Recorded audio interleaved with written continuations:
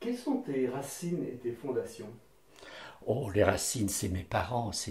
J'ai eu une enfance pauvre, ouvrière, mais vraiment très très pauvre.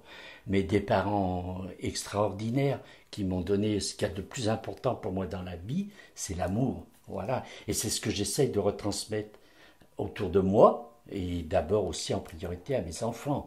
Ouais, j'essaie dans la mesure du possible de donner de l'amour aux gens, aux amis, puis je leur montre, je leur dis, je suis très expansif, câlin, etc. J'hésite pas à dire aux gens que je les aime, hein. Même des fois des inconnus qui rentrent dans mon atelier. Ça m'est arrivé plusieurs fois de une dame qui est rentrée un jour, elle était magnifique, elle avait, je sais pas, plus de 85 ans, mais elle était d'une beauté. Et au bout d'un moment, je n'ai pas pu m'empêcher de lui dire, Madame, je dois vous faire un aveu, vous êtes très très belle. Elle m'a regardé, ah, vous avez ensoleillé ma journée, etc. Et puis elle est partie au moment avant de tourner les talons, elle s'est retournée une dernière fois. Elle m'a dit, je suis un ancien mannequin.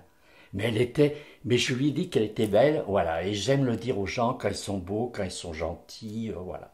Ouais. D'où tu viens en fait?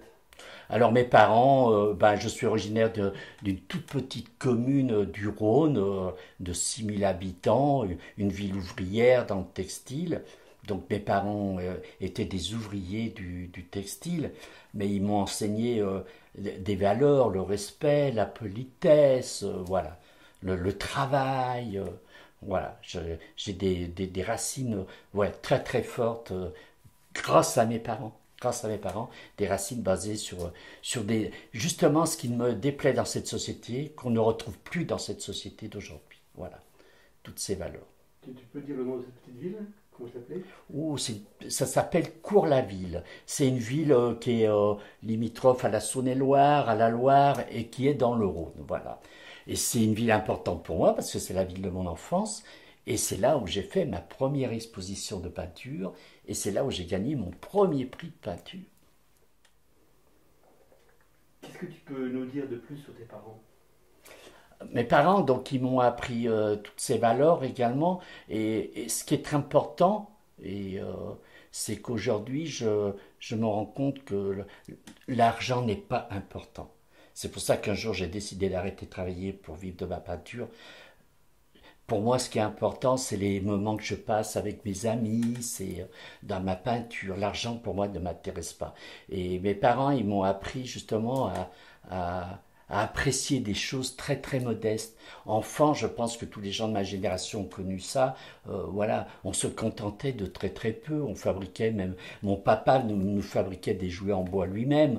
Ah, mais c'était merveilleux ça. Voilà. Ouais, ouais. Je pense que mes parents, ouais, ils m'ont appris à me contenter du peu que j'ai. Et à pas chercher plus, plus, plus. D'ailleurs, je cherche pas la gloire, je cherche pas, voilà, non. Non, ça ne m'intéresse pas du tout d'ailleurs. Voilà. Tu disais qu'ils étaient ouvriers dans le textile, c'est ça? Oui, ils étaient ouvriers dans le textile. Oh, une petite anecdote, on était vraiment, ouais, pauvres, et puis quand mes parents sont arrivés à la retraite, etc., ils avaient une toute petite retraite, et quand j'allais les voir, ils me payaient tout le temps le restaurant. Bon, c'était pas des 3 étoiles quand même, mais je disais, mais papa, maman, mais arrêtez de dépenser votre argent, j'ai plus d'argent que vous, je vais vous l'offrir le restaurant. Non, non, non, non, tu n'auras pas d'héritage et tu pourras dire qu'on leur a mangé ensemble. Et on l'a mangé au restaurant, voilà. Ils travaillaient tous les deux pour la même entreprise? Non, non, non. Mon papa était un simple manœuvre dans une fabrique de couverture et ma maman, elle était tisseuse.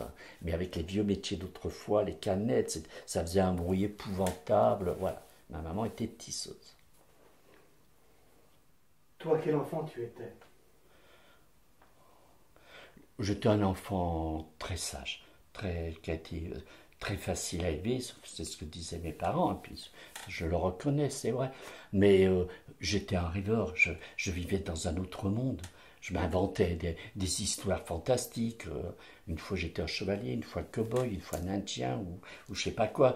Mais je vivais dans mon monde et je vivais dans mon monde du dessin, je dessinais, je faisais du coloriage tout petit enfant. Et j'étais avec une minutie, je dépassais pas, tout était parfait, etc. Et ma maman, mon papa me disait, mais va jouer dehors au foot, etc. Non, j'avais pas trop envie, j'étais mieux dans mon monde à moi. Ouais, ouais. Oui, oui, j'étais mal dans ma peau, ouais, en même temps aussi. Peut-être cette double personnalité que j'avais en moi, féminine, masculine, qui se bagarrait à l'intérieur de moi, j'étais aussi bien dans mon monde. Ouais, ouais. Quand tu étais enfant, quels étaient tes rêves? Tout petit, je sais pas, non, je rêvais pas hein, d'être un artiste vraiment, j'y pensais pas du tout à l'époque, hein. Non, non, je vivais dans un autre monde en fait, ouais, ouais, j'étais assez bizarre, oui. C'est que plus tard, vers vraiment à l'adolescence, où là j'ai voulu être un artiste, oui, c'est vrai. Sauf qu'à l'époque et dans le monde où j'évoluais, être artiste n'était pas un métier. Et mon papa et ma maman m'ont dit apprends d'abord un métier, puis après tu feras ce que tu veux de ta vie. Donc ils m'ont obligé, entre guillemets, et je le dis sans remercie d'ailleurs, à passer un CAP, un bac, etc. Et puis après, ben voilà, j'ai fait ma vie. Voilà. Est-ce que tu as des frères et sœurs? Alors il me reste actuellement plus qu'un frère. Ouais. J'ai eu un frère aîné que j'adorais, qui est décédé malheureusement, et puis une sœur que j'ai très très peu connue, qui est décédée en accouchant de sa deuxième fille, mais j'étais très très jeune. Voilà. Et quels étaient tes rapports avec cette fratrie? On s'entendait bien, mais on était dans des mondes différents. J'ai un frère, le plus jeune, celui qui est encore vivant. Lui, il ne jure que par le sport. Il est très sportif, il est dans la compétition et il n'est pas du tout dans le monde de l'art comme moi. Il ne s'intéresse pas à la peinture, il ne s'intéresse pas à la musique classique ou je sais quoi. On a des caractères très différents. Mais enfant, on s'entendait très très bien. Il avait que 18 mois de moins que moi et on n'a pas eu de problème. Voilà. On s'est un petit peu séparés plus tard quand nos personnalités se sont affirmées. Mais bon, là, je vais aller le voir très bientôt. On est encore en contact, même si on se fréquente peu. Voilà. Ouais. Alors mon frère aîné, lui, c'était un garçon adorable que j'aimais beaucoup, qui était très très très généreux, mais il était dans ce monde que j'aime pas, de l'argent. Voilà, il aimait flamber, voilà, il aimait la grande vie, etc. Mais on s'entendait très très bien quand même. Voilà, oui oui, c'est vrai. Et ta sœur? Ma sœur, malheureusement, je l'ai très très peu connue. C'était le souvenir que j'en ai, une fille remarquable, avec qui je me serais certainement très très très bien entendu, parce elle dessinait, elle était très douée pour le dessin, et elle avait une personnalité qui se rapprochait de la mienne, voilà. Est-ce que tu peux nous raconter un souvenir particulier qui t'aurait marqué de ton enfance? L'enfance qui chez l'adolescence, hein, bien sûr. Enfance, adolescence, ouh, il y a un souvenir, alors ça peut paraître absurde, c'est quand j'ai réussi mon bac, parce que mon autre frère, ma soeur n'avait pas de diplôme, elle n'avait pas l'école, mon frère avait qu'un CAP, et à l'époque, réussir le bac dans les années 70, c'était quelque chose. Et quand je suis rentré à la maison, que j'ai dit à mes parents que j'avais eu le bac, mon papa, il a ouvert la fenêtre et il criait aux gens qui passaient dans la rue, on a gagné, on a gagné. Et ça, la joie de mon papa, même là j'en ai presque les larmes aux yeux, c'était incroyable, la fierté qu'il avait. Ah ouais, ouais. Tu étais le premier de la famille à avoir son bac. Ah, voilà, exactement, ouais. Et pour eux, mon papa, à 7 ans, gardait les chèvres. Après, il a été vendeur de journaux dans la rue. C'est vraiment une autre époque, quoi, hein. Et pour lui, avoir le bac, mais j'étais un ingénieur presque là, pour lui.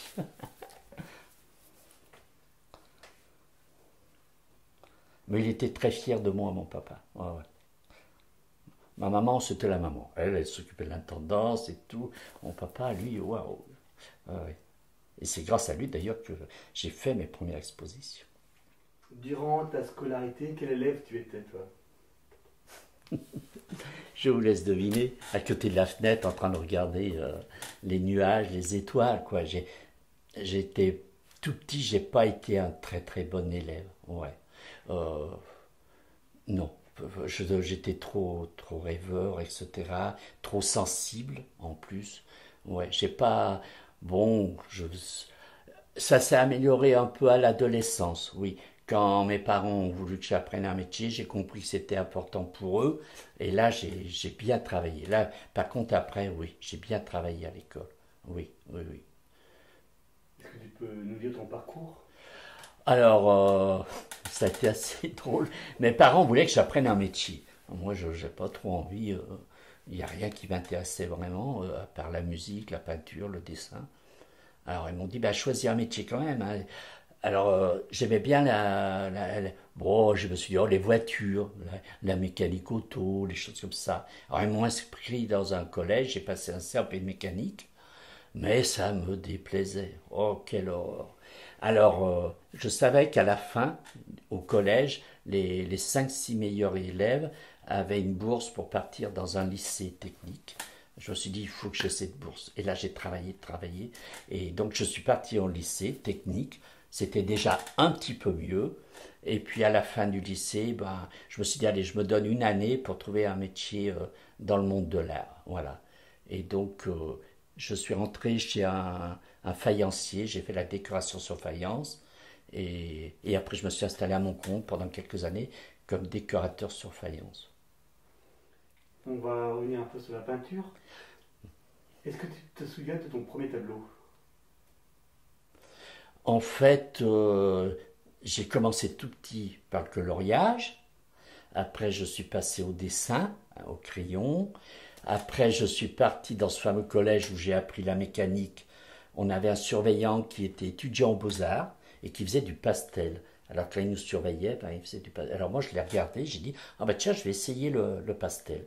Et mon premier pastel, oui, je m'en souviens, en fait. Euh, J'avais pris sur le dictionnaire une petite image grande comme ça, un château que j'avais dessiné et que j'avais coloré. Ça a été mon premier dessin coloré. Voilà. Et puis, j'ai fait du pastel ben, jusqu'à l'âge de, je dirais, 20 ans à peu près. Et j'ai rencontré un peintre qui était assez connu dans ma région, dans le Rhône, et qui m'a dit, oula, toi, t'es pas fait pour pastel, toi, t'es fait pour faire la peinture à lui. T'es trop minutieux, et cette minutie, tu vas pouvoir mieux l'exploiter dans la peinture. Donc j'ai suivi son conseil, et je me suis lancé dans la peinture. Et à l'époque, j'adorais Dali, et ma première toile en peinture, c'est une toile euh, surréaliste, voilà, à la Dali. Non, non, ma première exposition, je devais avoir à peu près 16 ans. Mon papa était très fier de moi et je griffonnais des dessins, des choses, puis quand ça ne me plaisait pas, je mettais ça à la poubelle. Et ce que je ne savais pas, c'est que mon papa fouillait dans la poubelle, récupérait les dessins, puis les emmenait au travail. Et puis un jour, il fait avoir un dessin, et puis il y a un monsieur qui lui dit, qui travaillait dans les bureaux, il lui dit, oh là là, c'est vous qui faites ça, c'est bien, hein. Et mon papa dit, non, non, c'est mon fils. Ah bon, et il a quel âge? Ben, je sais pas quel âge j'avais, 14 ans et tout. Oh là là, il est très bien. Vous savez que ma maman, elle s'occupe d'une association qui aide les jeunes artistes à se lancer. Il faut à tout prix qu'il aille la voir. Et donc, bah, je suis allé voir cette dame âgée et elle m'a fait faire mes premières expositions. Voilà. C'est comme ça que j'ai démarré ma carrière. D'où vient cette fibre artistique? Oh, elle vient de lui. Il était très adroit de ses mains. Je vous ai dit tout à l'heure, il nous fabriquait des jouets en bois, mais c'était incroyable, c'était magnifique. Il travaillait très très bien le bois et il avait une très belle écriture. Il écrivait très très bien et, et quand il était à l'armée, et il faisait souvent le mur pour aller retrouver ma maman, il se fréquentait à l'époque, puis il se faisait prendre à chaque fois ce nigo, et il a fait au moins 6 mois de prison de plus, et il s'ennuyait en prison, donc il recopiait les paroles des chansons et il les illustrait par un dessin.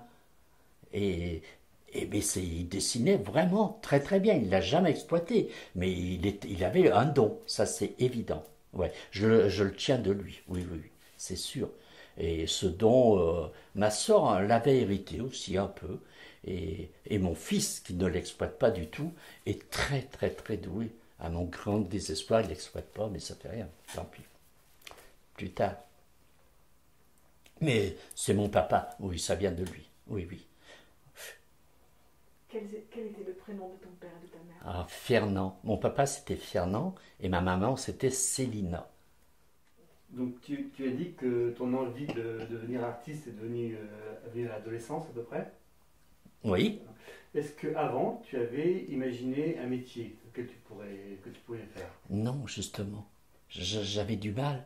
Les enfants rêvaient d'être pompiers, n'importe quoi, je sais pas, gendarme. Moi, non, non, non. On me disait, qu'est-ce que tu veux faire plus tard? Je sais pas. Je sais pas. Il n'y a rien qui m'attirait vraiment comme métier. Ouais. À part le dessin. J'aurais aimé à une époque. Mon papa lisait beaucoup de bandes dessinées. Et c'est comme ça que j'ai appris à dessiner. Je lui piquais les bandes dessinées, je savais même pas lire, puis je recopiais les dessins de ces bandes dessinées. J'ai fait ça pendant très longtemps, et ça m'aurait pas déplu d'être dessinateur de bandes dessinées aussi, avant de découvrir la peinture, bien sûr. Et tu disais aussi que tu étais un enfant rêveur. Oui, très. Donc j'imagine qu'en classe, ça se faisait aussi. Tu étais aussi Oh là, rêveur. j'étais souvent puni à cause de ça, j'écoutais pas. Ah, et j'avais du mal à suivre, quoi. J'avais des oublis, des absences. Ouais, non, j'étais pas un bon élève hein, sur ce plan-là. Ouais. J'étais pas pénible, c'est vrai. Alors, les instituteurs à l'époque s'embêtaient pas. Hein. Ils me mettaient au fond de la classe, puis ils s'occupaient pas de moi. Hein. Ils me laissaient dans mes rêves. Hein. Et comment ça se passait avec tes petits camarades d'école? C'était compliqué, ouais, ouais, ouais. Jusqu'au collège. Au collège, il y avait le collège technique, on était que des garçons, mais à côté, il y avait un collège mixte avec des filles. Et à la récré, j'étais avec les filles. Hein. Et puis elles aimaient ma compagnie, elles avaient enfin trouvé une oreille attentive qui s'intéressait à elles, alors que les autres paradaient, faisaient les petits coqs dans la cour. Non, avec moi, elles pouvaient parler de n'importe quoi. Oui, oui. Et même au lycée, j'étais avec les filles, j'étais entouré de filles. Ouais. Ça a commencé à la maternelle. À la maternelle, il y avait les garçons et les filles en récré d'un côté. Et puis, j'avais repéré une petite fille. Elle m'avait repéré. Et on était tous les deux au milieu de la cour, on jouait ensemble. Et j'ai l'image, je me souviens de ça, la maîtresse qui disait à ma maman, on n'a jamais vu ça, un petit garçon, une petite fille qui jouent ensemble, alors que les filles jouent ensemble, les garçons. Ben non, on nous appelait les petits fiancés. Tu te souviens de son prénom? Oui, Odile. C'est peut-être ton premier amour? Oh oui, oui, oui, puisqu'on nous appelait les... Alors, il paraît qu'on sortait de l'école, on se tenait la main, ouais. Et elle habitait dans mon quartier.